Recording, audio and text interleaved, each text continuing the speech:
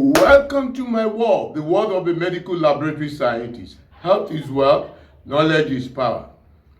Old age and degenerative diseases test.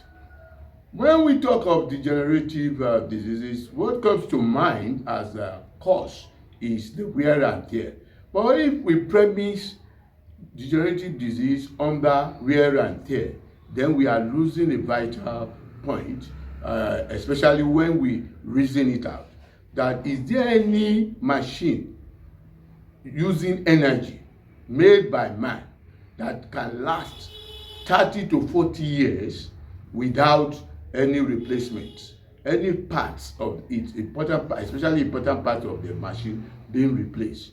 But when you look at man says life begins at 40. How close to my 70, and yet I have not transplanted or replaced any part of my body. That tells you that it is not a case of wear and tear.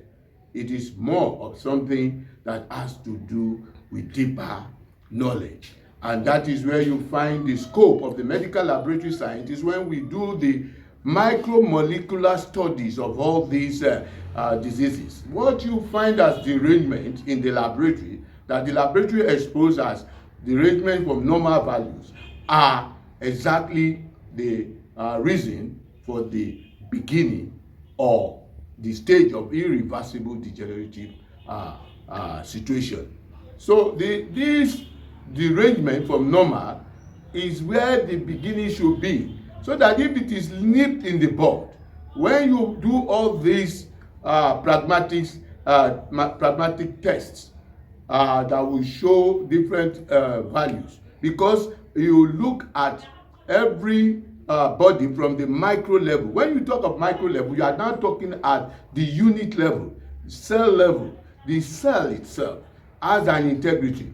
The integrity of that cell, that's when you are talking of maintaining that integrity of the cell, talking of the sodium pump, the potassium, the calcium, which are even the protein of every cell. By the time this integrity is compromised, that is the values that you now see that the medical laboratory scientists are checking for. So when we are talking of old age, we are now talking in terms of those derangements that we never bother to check, those things that we never bother to do, that would have allowed us to live like Methuselah.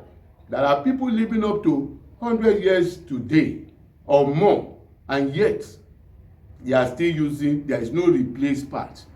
There is no replacement of any organ or any important part of their body.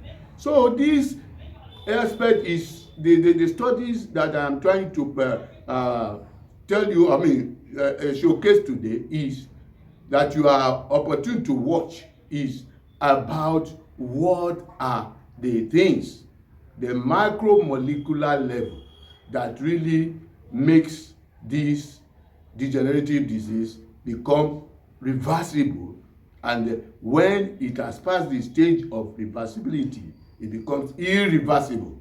That is when you can see it in the imaging, when you go to do the various imaging, MRI, X-ray, ultrasound, and so many things. So as I move along to expose in detail the various laboratory tests that I call degenerative disease tests, because it's a coinage that I want to use so that you can understand that these tests really exposes us if we want to know what is happening early in life, in the life of our organs and our systems, to know that we can nip in the bud those things that can really cause serious problem, and we save our organs, we save our lifespan, we elongate our lifespan, we now live for longer, not on wear and tear ideology. If you talk about wear and tear, you are now talking against exercises. Why do they recommend exercise for you if wear and tear is a problem? Why do they when you are recommending to prevent, you talk about exercise. In treatment, you also talk about exercises for everybody, especially those who are experiencing these various degenerative diseases that I coined. So because of as we go into the slide section, just click the like button, subscribe, so that more facts, more exposition, what we can regard as degenerative disease test will be exposed to you. The outline: objective introduction, medical laboratory science departments, laboratory diagnosis, conclusion and recommendations. The objective: to debunk the notion that old age is strictly an issue of wear and tear, and expose micromolecular interplay that results in deviation from normal values of some laboratory parameters, which, if effectively monitored, can delay the early onset of chronic diseases that are associated with accelerated old age. The introduction: age is a number, so claim some people who believe that if you don't manage your health enough, then you age quickly. You experience accelerated aging. People are quick to restore their health cosmetically these days, and through plastic surgery or tummy tuck, as you call it. Stem cell transplantation is making some chronic diseases less worrisome, because when you use the stem cell, it's like that aging cells, instead of getting destroyed because experiencing the autophagy, the stem cell that has been more or less exhausted are now implanted, and they start growing fresh, newer cells, especially with the collagen and co. So that stem cell transplantation is making some chronic disease less worrisome. But the best way out is to monitor and evaluate some parameters that usually incapacitate people before 60 years of age. For example, metabolic syndrome is a combination of some micromolecular variables examined in the medical laboratory plus warm blood pressure to predict early death. What do I mean by early death? That is, the stroke. One could experience stroke, heart attack, and cardiac problems if not nipped in the bud. Furthermore, degenerative diseases, I believe, start from cellular degeneration. When you're talking about the cellular degeneration that I earlier explained in the video section, that the cell is that unit capable of independent existence, is the one that aggregated to form the tissues, the organs, and the whole being. The degenerative diseases is the process by which cell structure and function deteriorate due to stress or injury, leading to a decline in cellular efficiency. It is generally divided into reversible and irreversible stages. If the injurious agent is removed early enough, the cell can recover. That is where monitoring becomes very helpful. Otherwise, the damage progresses to cell death. Research findings shows cellular degeneration generally proceeds through three major phases, often characterized by distinct changes in the cytoplasm and metabolism itself. So the reversible stage, one is reversible injury, early cellular degeneration, cellular swelling, hydropic change. The first manifestation of almost all forms of injury, it occurs when ATP depletion causes the failure of membrane ion pumps, like the sodium-potassium pump that I had mentioned. Those are the micromolecular level, leading to an accumulation of water within the cell. Also, there is the fatty change. The abnormal accumulation of fat instead of that water, fat droplets within the cytoplasm. This is frequently seen in liver, heart, and kidney cells, often due to metabolic hypoxia or toxin injury. And there are liver function tests that we do, kidney function tests. Then the third, not really the third, but also under the injury category, is a granular degeneration. Parenchymal cell swells with small red stained granules appearing in H and E. That's when you are talking of histoplasm pathologic examination during the microscopic examination, indicating reduced functionality. Then the second, which we consider as the irreversible injury, is the late stage of cell death. When the injury persists or is severe enough, the cell reaches a point of no return. You are not talking of you cannot revert the process. It is gone. Necrosis, a form of cell death characterized by the rupture of the plasma membrane, swelling of mitochondria, and the release of cellular content resulting in inflammation. Type include coagulase necrosis is another necrosis type, because you could notice it when the cell is now necrotic. Structure remains found, common in heart and liver infarction. Yes, there is also the necrosis that is deliquefactive necrosis. Tissue transforms into a liquid mass, common in brain infection. Gaseous necrosis is also the cyst-like appearance, common in tuberculosis. So these are appearances that they can easily be seen by imaging, because at the irreversible stage, there is nothing else more. You cannot reverse it. But at the early stage, when the laboratory is very effective to detect those values, there are those micromolecular values beyond that there is a derangement, then that can be easily reverted.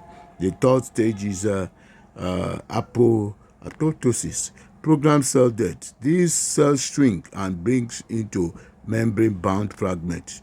This is also very useful because it does not cause inflammation. So it engulfs the neighboring cells, causing no inflammation. But we have the adaptive damage, the chronic stage.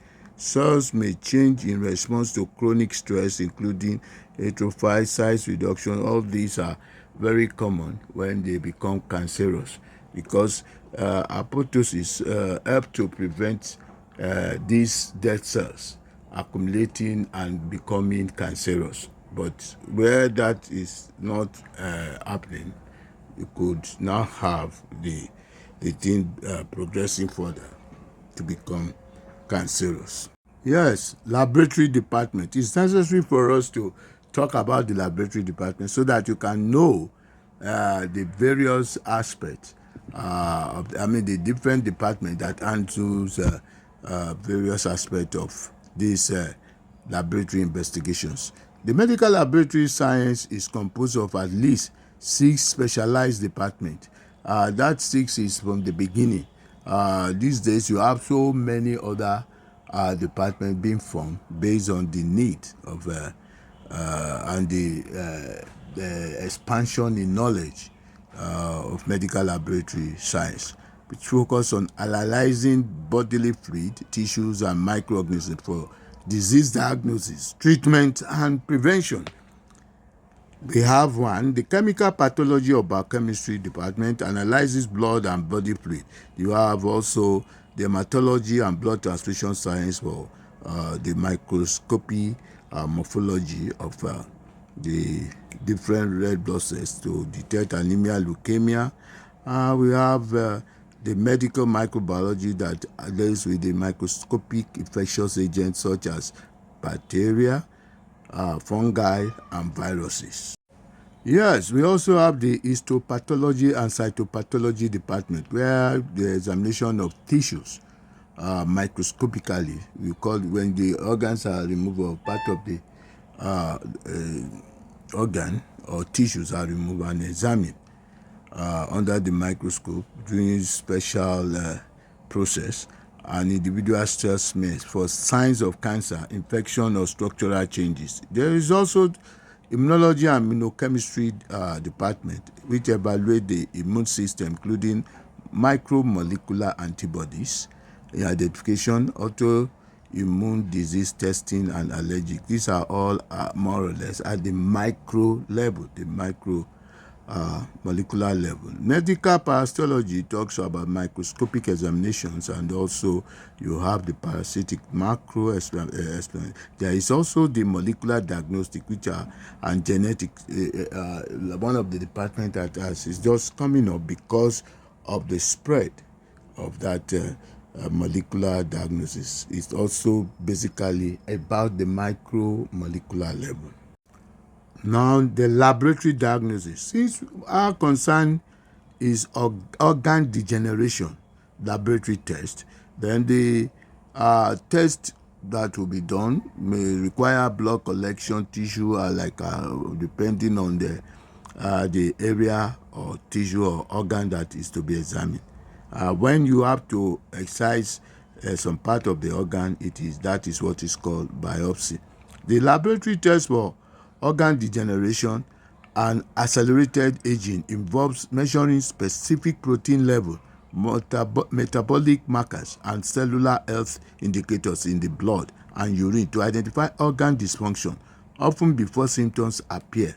That tells us how we can help to prevent when it's still something that is reversible. So it is very necessary that that is monitored always, especially at certain age when it is commonly experienced in that environment. Emerging research indicates that about 20% of the population show strongly accelerated aging in at least one organ, increasing mortality risk by 20 to 50%. That's from Nature journal. The key laboratory tests for organ function includes the kidney function test, where you talk of creatinine, blood urea, nitrogen. Then there is also the estimated glomerular filtration rate, if you want to really prevent kidney failure. There is the liver function test, where you are talking of alanine transaminases and aspartate transferase, enzymes that indicate liver cells damage. Alanine phosphatase high level may indicate the liver disease. Bilirubin and albumin are also used for liver function test. We also have the test for heart and cardiovascular test.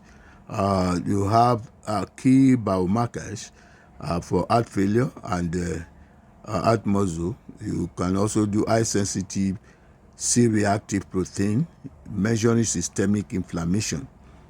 These are all problems that could affect the heart as well. The lipid panel is also a problem associated with heart problem, where you talk of the low density lipoprotein and high density lipoprotein. The brain test is also the brain and neurodegenerative marker to test whether one is going to experience Alzheimer's disease. You're looking for the tau 181 and the neurofilament light chains, a marker for neural damage elevated in ALS, multiple sclerosis, and other neurodegenerative diseases. You have also the metabolic and endocrine function test. When you are now talking of glycosylations, the HbA1, glycosylated hemoglobin and glucose, screen for diabetes and pre-diabetes, thyroid function tests. Recent studies from Stanford University and University of California have identified that thousands of protein in the blood can be used to track the biological aging of 11 major organs. So to track that is called proteomic analysis. The machine learning model can analyze protein to create an age gap for organs. That is the heart, the brain, the lung, the liver, kidney. Then there is the accelerated aging risk. High level of specific protein associated with an organ's age can predict future disease, with accelerated heart aging conferring a 250% higher risk of heart failure. So it's as if you are predicting in advance, because 250% higher risk is sure that the person may not be able to really not experience it. Then there are key age markers that are used. GD health associated with vascular diseases, the collagen, which is already been done, osteoarthritis, common diagnosis panel, we all know them, CBC, where we are doing comprehensive metabolic panel, and the autoimmune panel too. All these are available, and they are all to indicate at the reversible stage of one's life. Finally, the conclusion. The role of the medical laboratory scientist in maintaining cellular efficiencies and prevention of accelerated aging through monitoring of these macromolecular parameters cannot be underplayed nor overemphasized if we want life expectancy to increase tremendously. Metabolic syndrome, which is a cluster of conditions of high blood pressure, high blood sugar, excess weight, fat, and abnormal cholesterol or triglyceride level that occur together, increases the risk of heart disease, stroke, and type 2 diabetes. It is one of the variables that can be included in the public health care, the public health center, if our goal is to sustain high life expectancy in any country, developing or developed countries. Money is a big factor, though, in performing all these tests, and so health insurance must be involved if it must cover the citizens. Old age will then be beautiful rather than ugly, rather than being full of pains, chronic pains, needing so many drugs. You have people living to their 80s, 90s, 100 with minimal drug consumption or supplements consumption, experiencing good life. So there are so many videos in this channel, so you can watch more, thereby encouraging more production, so that it's needed that you subscribe to increase the interest I have in production.